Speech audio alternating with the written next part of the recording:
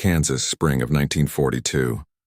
The wind blew hard across the flat land, pushing dust over the bones of an old, forgotten machine. A rusty, broken tractor with a dead engine sat in a crooked pile behind a falling-down barn. Next to it stood a farmer with rough hands from years of working in the dirt. He was tying a rope around a pile of scrap metal that most people thought was useless. His name was Sam McAllister.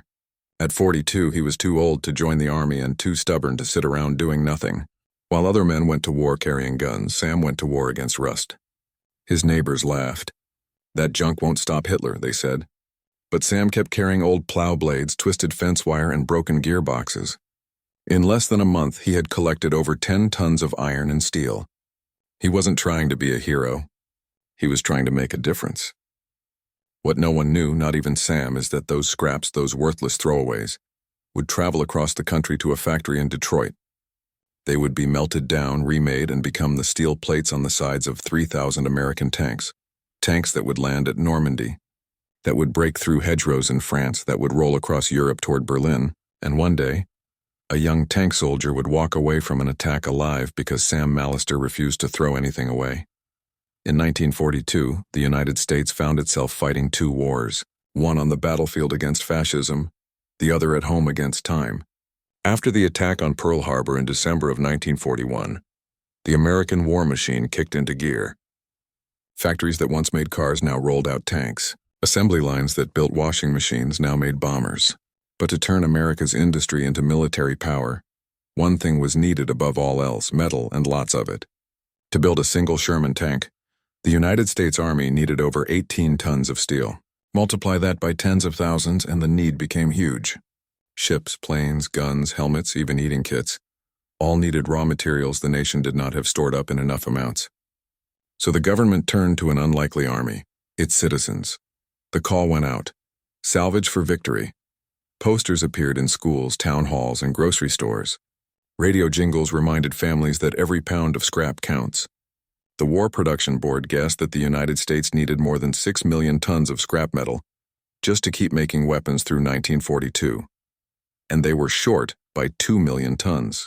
Enter the scrap drive, a nationwide program unlike anything America had ever seen. Children collected tin cans door to door. Mothers emptied their basements and closets.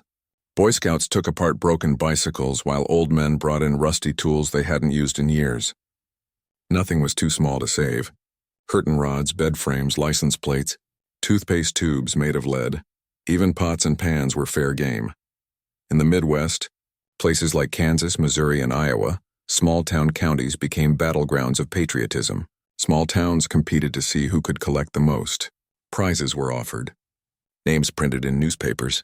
Farmers especially were targeted. Their barns, sheds, and junkyards were filled with the kind of heavy iron the military wanted. But many, especially those in faraway farming communities, stayed doubtful. Would this really make a difference, or was it just another big city trick? Back in Marshall County, Kansas, Samuel McAllister didn't need convincing. He had seen the damage war caused in the First World War. He had seen young men come home with empty eyes and missing arms. He knew this war would be worse. And he knew deep down that while he couldn't carry a gun anymore, he could still do his part. That's what made the scrap drives different. For the first time, ordinary Americans could feel the war in their bones, not just in news videos or telegrams, but in the daily work of turning their home front into a war front. It gave people like Sam a sense of purpose in a time of chaos. Looking at the numbers, the impact was huge. By the end of 1942, Americans had donated more than 24 million tons of metal, enough to build over 100,000 tanks or 25,000 warships. The numbers were so large that even Nazi spies noticed. German propagandists made fun of the drives at first, calling them childish, desperate, and foolish. But by late 1943, they weren't laughing anymore. The Third Reich's own war economy was running out of supplies while America's output grew by the hour. It turned out that a country built on individual effort, on stubborn, quiet determination, could outproduce an empire built on fear. In Marshall County, the metal Sam McAllister had stacked behind his barn was just a tiny piece in a mountain of scrap. But that piece mattered because that was the secret weapon of the United States. Not just machines, not just factories, but millions of people, each doing something that felt small, yet together building something unstoppable. Samuel McAllister had always been a man of the earth. Born in 1900, he had grown up with blistered hands and tough feet, plowing the same fields his father once did. He was no scholar, no preacher, and certainly no war hero, just a man with a stubborn heart and more toughness than grace. He had joined the army at 18 during the end of the First World War, but the peace agreement was signed before his boots ever touched foreign ground. The uniform had gone into a trunk in the attic. Life returned to crops, baby cows, and the quiet rhythm of seasons. By 1942, Sam was 42 years old with a wife, Martha, and a teenage son, David, who was 16 and eager to follow in his father's footsteps or maybe outrun them. The McAllister farm stretched across 160 acres just outside the town of Blue Rapids in Marshall County, Kansas. It wasn't rich land, but it was honest land. Corn, wheat, a few dairy cows. Enough to get by, never enough to relax. When war came again, Sam knew he was past his fighting years. Too old to join the army. Too young to feel useless. He hated the helplessness. He hated the idea that all he could do was sit back while younger men, boys really, were shipped overseas. He hated the silence that settled over the town when another telegram arrived, and he hated how people looked at him when they realized he wasn't going. So when the scrap metal drive was announced, Sam didn't wait. While some neighbors raised eyebrows or shrugged it off as a publicity stunt, Sam saw something else. A chance, a mission, a fight he could join. He walked his land with a notebook and a pencil stub, taking stock of every thrown-away hinge, every bent axle, every chunk of rusting steel half buried beneath years of prairie grass. His son helped him drag broken plowshares from the shed. Together they took apart a collapsed windmill piece by piece until the blades and frame lay stacked like giant bones behind the barn. At first Martha was doubtful. "You sure about this?" she asked one evening as he came in with hands stained with grease and rust. "We might need that stuff come harvest."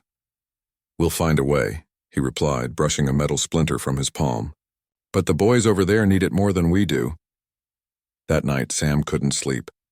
He stared at the ceiling and thought about the war, about young men crouched in foxholes under foreign skies. And he thought about the machines they rode into battle. Someone had to build them. Someone had to feed the fire that made the steel. The next morning, Sam borrowed a flatbed trailer from a neighbor. He began loading the pile carefully and methodically, every piece headed for something greater. In 3 weeks, he had gathered more than 10 tons of metal. Old water pumps, tractor wheels, fence posts, broken tools long forgotten, even the iron frame of his childhood bed. To Sam, none of it was junk. It was contribution. It was purpose. Some in town laughed. "Sam's gone scrap mad," they said at the diner, giving away everything that's not nailed down. But Sam didn't hear them. Or if he did, he didn't care. Because in that pile of rust, he saw something no one else did. A future. One where every nail and bolt might save a life. One where a man too old for war could still help win it. He wasn't looking for medals. He wasn't looking for thanks. He just needed to feel like he still mattered, that he still had fight left in him, and in that way Sam McAllister became a soldier not with bullets but with bolts. Not on the battlefield but behind the barn. The deeper Sam McAllister threw himself into the scrap drive, the louder the doubts became. Not from within but from everyone around him. At first it was teasing. The kind of joking men gave each other in small towns to pass the time. "You're going to donate the chicken coop next, Sam? Heard you're building a tank in your pasture." But as the summer of 1942 dragged on, and as Sam's scrap pile grew into a full-fledged mountain of rusted steel behind the barn, the jokes started to turn sour. Some neighbors began to mutter, "What's he really trying to prove?" Even his wife Martha, who had supported him quietly at first, began to worry out loud. "You gave away the backup plow," she said one evening, her voice tight. "That was the only one we had in case the new one breaks." Sam looked up from his ledger where he had been carefully writing down every pound of metal collected, every part identified. "We'll manage," he said. "But what if we don't?" she asked. "The harvest's coming. What if something goes wrong?" Sam didn't answer right away. He stared at the dirt floor of the barn, at the empty space where the plow had sat for decades. "I'd rather miss a harvest," he finally said, "than miss a chance to do something that matters." Martha didn't speak again that night.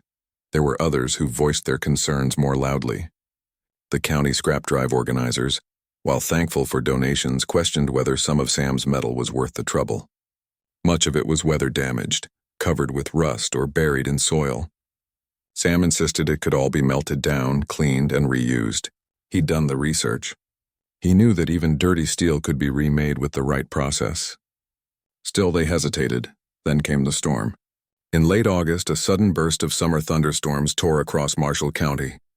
Lightning struck the windbreak behind Sam's property. The winds howled and whipped like something from the Bible. When it passed, the ground was soaked. The barn roof peeled back, and half of Sam's scrap pile had been scattered across the field like pieces from an explosion. Sam stood in the rain staring at the twisted mass of metal now half buried in mud and flattened cornstalks. David came up behind him. "It's ruined," the boy said, wiping water from his face. "No," Sam replied. "It's just heavier now." Over the next week, Sam worked like a man possessed. He and David pulled each piece of scrap from the muck, washed them with buckets of well water, and restacked the pile, this time on a raised wooden platform to keep it off the ground. He borrowed a tarp from a neighbor to cover the top. His hands bled, his back screamed, but he didn't stop. And slowly the town began to notice. A few neighbors who had once made fun of him started dropping off their own junk. Old axle shafts, lawnmower blades, iron stoves from attics. One man brought the twisted remains of a Model T. Another showed up with rusted milk cans and chain links from a collapsed silo. Sam didn't ask for help, but he accepted it. By the end of the first week of September, his rebuilt pile weighed nearly 15 tons. It was ready for transport. The problem was the county wasn't. When Sam arrived with his trailer at the Marshall County drop-off point, the organizer looked over the load and frowned. "That's a lot of work for a bunch of scrap," he said. Sam didn't flinch. "Every ounce counts," he replied, quoting the poster he had seen 100 times. "That's what you told us." Reluctantly, the man waved him through. That night, Sam returned home exhausted but calm. For the first time in months, he sat with Martha on the front porch and watched the sun set behind the fields. She reached over and took his hand. "I still think you're crazy," she said softly. Sam chuckled. "Maybe, but at least I'm the kind of crazy that does something." In early September of 1942, Sam McAllister's trailer, groaning under the weight of nearly 15 tons of rusted iron and steel, was hitched to an old international pickup and driven slowly down the gravel roads of Marshall County toward the county collection center. From there, it was added to a growing pile of metal gathered from farms, schools, factories, and junkyards across northeastern Kansas. The piles stretched high as haystacks, glittering dull orange in the sun with shapes that told stories. Bike frames, stove doors, barn hinges, broken wagon wheels. The entire pile was loaded onto open-bed rail cars run by the Atchison, Topeka, and Santa Fe Railway. Destination, Detroit, Michigan. In 1942, Detroit wasn't just the Motor City anymore. It had become the beating heart of America's war machine. Auto giants like Ford, Chrysler, and General Motors had changed their production lines into factories for death and freedom, building tanks, planes, and military vehicles on a scale the world had never seen. Among them stood the Detroit Tank Arsenal run by Chrysler, located in Warren, Michigan, just north of the city. It was the first ever factory in the United States built specifically to mass-produce tanks. Its goal, to pump out one tank every hour. That facility would go on to produce over 22,000 M4 Sherman tanks between 1941 and 1945. It was here that Sam's scrap metal was delivered. The process was brutal, loud, and efficient. The metal was unloaded, sorted, melted in massive electric furnaces, and poured into molds to form standard blocks of raw steel. These blocks were then pressed, rolled, and shaped into armor plates, frame parts, and internal support structures for tanks. Sam would never know exactly what became of his scrap. Not the serial number, not the vehicle ID. But metal experts at the time confirmed that even low-grade farm scrap, when mixed properly and refined through basic steelmaking, could meet the strength needed for armored vehicles. And so the remains of a Kansas windmill, the shattered frame of a boyhood bed, and the rusted gears of a forgotten plow likely became part of something far bigger. Maybe it was the curved front armor of a Sherman's turret. Maybe the floor plate beneath a driver's boots. Maybe the engine mount that held a radial Continental R975 engine in place as it roared through the hedges of Normandy. What's certain is this. By 1943, scrap metal from all across America had made its way into Sherman tanks. The War Production Board even issued internal reports confirming that a large percentage of armor-grade steel used in tanks and big guns came from recycled civilian Sources: these tanks would soon be shipped by train and truck to East Coast ports, loaded onto Liberty ships, and carried across the Atlantic to England. There, in dusty motor pools and quickly built camps, American armored divisions trained with their new machines in preparation for the greatest invasion in modern history. Sam's contribution had crossed state lines, passed through furnaces hotter than a volcano, and been reborn in steel and fire. Back on the farm, Sam never asked for confirmation. He never needed it. For him, the act of giving was its own answer. But somewhere on a beach in France or a muddy road in Belgium or a snow-covered field in the Ardennes, a tank would roll into battle, its armor humming with the strength of 1,000 forgotten things, and a piece of Sam McAllister would be riding with it. On June 6, 1944, the world changed forever. More than 156,000 Allied troops stormed the beaches of Normandy, France, in what would become the largest water-to-land invasion in human history, Operation Overlord, known simply as D-Day. Among the waves of infantry and armor crashing onto Omaha Beach was 2nd Lieutenant Robert Bobby Hastings, age 23, commanding a Sherman tank named Liberty Rose. He was from Des Moines, Iowa, and before the war, he had driven grain trucks for his father's feed business. He was practical, quiet, and good with machines. The Army made him a tanker. As Liberty Rose rolled down a landing craft ramp into the surf, Hastings gripped the hatch handles with white knuckles. German artillery thundered from the cliffs above. Machine guns raked the sand like lightning. Some tanks never made it off the beach. Others drowned in the tide. But Liberty Rose did. It crawled through the chaos, its steel skin deflecting shrapnel and bullets like a giant turtle trudging toward hell. What Hastings didn't know, what he could never know, was that the front armor plate of his tank had once been part of a windmill in Kansas. That a water pump once used on a cattle trough now supported the vehicle's interior frame. That scrap long dismissed as worthless now stood between him and death. 4 days later, near the village of Isigny-sur-Mer, Hastings' tank unit was ambushed while moving through a narrow hedge path. A German panzer fired from hidden cover, striking Liberty Rose dead-on from less than 500 yards. The blast slammed the Sherman, sending it skidding into a ditch. Flames sparked beneath the hull. Inside, the crew was thrown hard against the walls. Hastings hit his head, tasted blood, and fumbled for the hatch. But something remarkable had happened. The shell had not gone through. The front armor had bent and cracked but held barely, just enough for the crew to escape before the tank caught fire. They fled into the brush and were rescued by infantry 30 minutes later. In his field journal that night, Hastings wrote, "Something saved us. That front plate should have broken. I don't know what kind of steel we were riding in, but it was damn good steel. That damn good steel may very well have come from Sam McAllister's farm." The U.S. Army never tracked scrap origins to specific tanks. There were no special plaques, no labels. But looking at the numbers, it is not only possible, it is probable. The government guessed that up to 40% of the steel in Sherman tanks by 1944 came from recycled scrap drives. One tank, 5 lives saved. Hastings would go on to fight through France into Belgium and across the Rhine into Germany. He never forgot that moment outside Isigny-sur-Mer.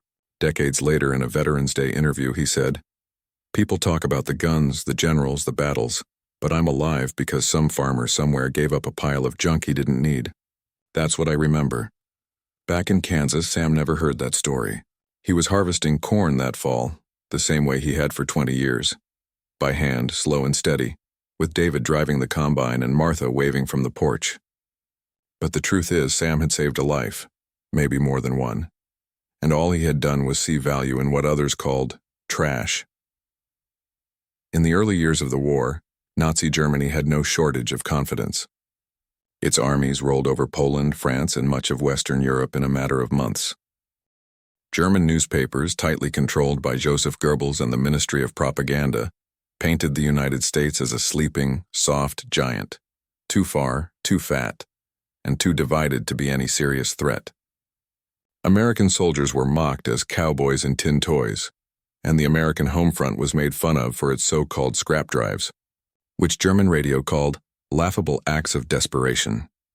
In a broadcast from Berlin in 1942, a Nazi speaker scoffed, "The Americans believe they can defeat the Reich with curtain rods and broken bed frames. Let them try, and try they did. Because what the Third Reich failed to understand, what tyrants always fail to understand, is that the strength of democracy is not in its parades or uniforms or even its military. It is in the people, and when you give free people a purpose, they move mountains. By the end of 1942, the same year Sam McAllister hauled 15 tons of scrap to Marshall County's depot, the United States had collected over 24 million tons of salvaged metal. That included more than 5 million tons of iron and steel, 800,000 tons of copper, and 50,000 tons of aluminum, many of those pounds stripped from kitchens, garages, and barns. And unlike in dictator-run states where workers labored under threat, Americans gave voluntarily, driven not by fear, but by belief. Belief that every pot, pipe, and broken tool could become something greater. That belief had power. In Nazi Germany, production was centrally controlled, stiff, and increasingly choked by Allied bombing raids. Oil refineries, railroads, and factories were hammered into rubble by round-the-clock airstrikes. Meanwhile, American industry thrived, fed not only by steel mills and government contracts, but by the never-ending flood of raw material sent in by citizens like Sam. This spread-out strength shocked even the German high command. In a secret report captured after the war, a Wehrmacht officer admitted, "We underestimated the American home front. Their ability for change and mobilization is beyond calculation." Sherman tanks, once dismissed as inferior by German tank crews, began showing up in overwhelming numbers. What they lacked in individual armor, they made up for in speed, quantity, and most critically, logistics. They kept coming, and behind everyone was a chain of effort that stretched from battlefield to blast furnace to backyard. The irony was brutal. What Nazi propaganda had labeled worthless junk was now tearing through their lines. What they mocked as childish was rolling across France, Belgium, and into the German heartland itself. And behind each tank, plane, and shell was a signature made in silence.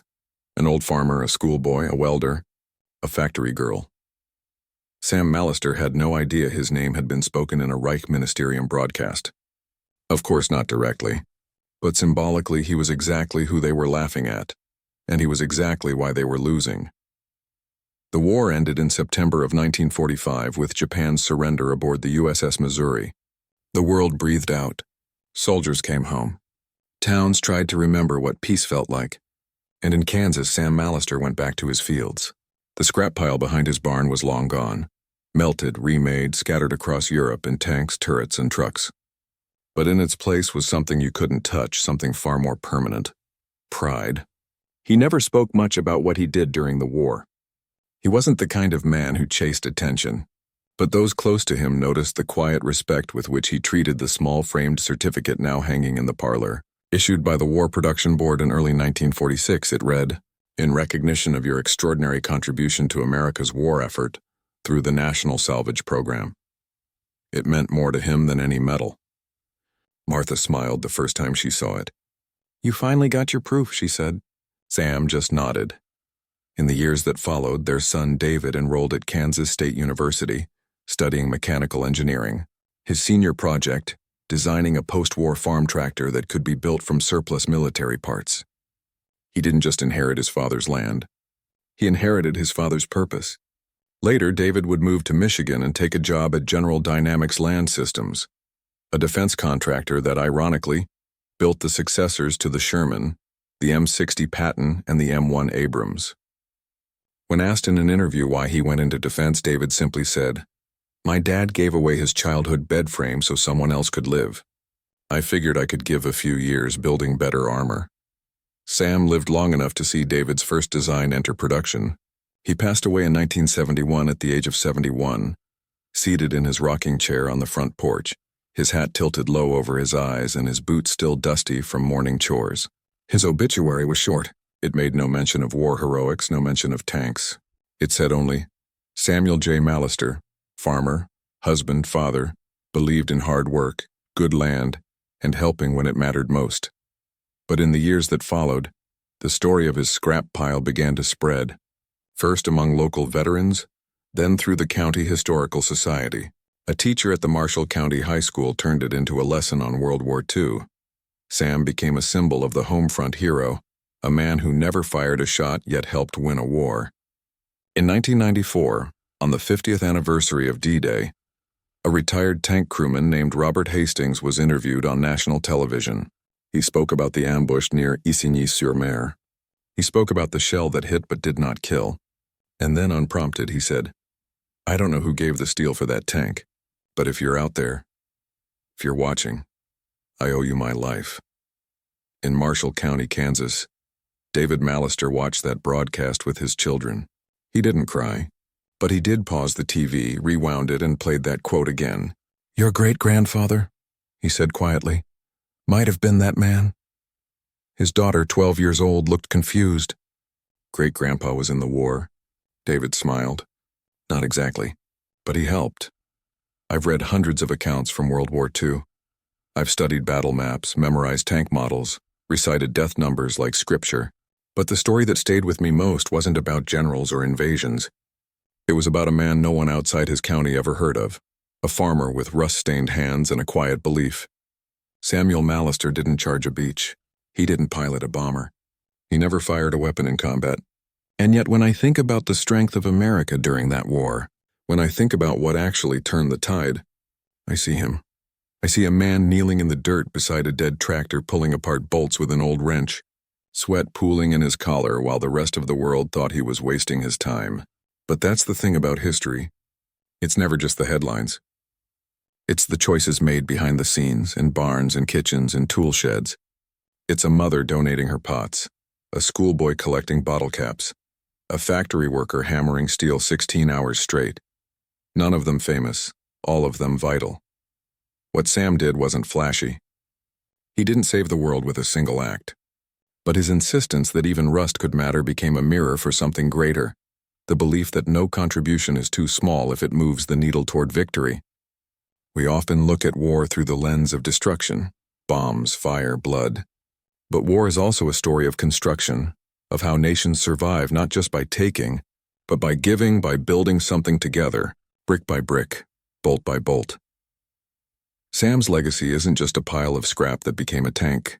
It's the message that everyone had a role, that democracy is strengthened not only on the battlefield, but on the back porch, that patriotism can look like digging through your barn for an old iron gate. He reminds me that impact isn't measured in medals or headlines. Sometimes it's measured in steel that doesn't break, in a shell that fails to go through, in a life that gets to continue because someone somewhere cared enough to do what others wouldn't. And maybe that's the most American thing of all. See, when the world underestimated us, when dictators mocked the United States as soft, spoiled, and disorganized, they weren't just wrong about our soldiers. They were wrong about our spirit. They didn't see the Sam McAllisters. They didn't see the welders in Indiana, or the riveters in Pittsburgh, or the school teachers in Nebraska who turned their classrooms into salvage depots. They didn't understand that our power wasn't only in our machines. It was in the hearts that fed them. We're taught that heroes wear uniforms, but some wear overalls. Some carry shovels instead of rifles. Some grow corn, patch fences, and fix tractors with wire and prayer. And some of those people like Sam, changed the course of a global war without ever stepping foot on a battlefield. Sam never called himself a hero. He never asked for thanks. But when I see pictures of Sherman tanks rolling through Normandy, when I read about tank crews surviving impossible odds, I think of him. I think of the quiet determination it takes to do the right thing when no one's watching, to lift what others leave behind, to turn rust into resilience. And I wonder if another great test came tomorrow, how many of us would see the value in the scraps around us?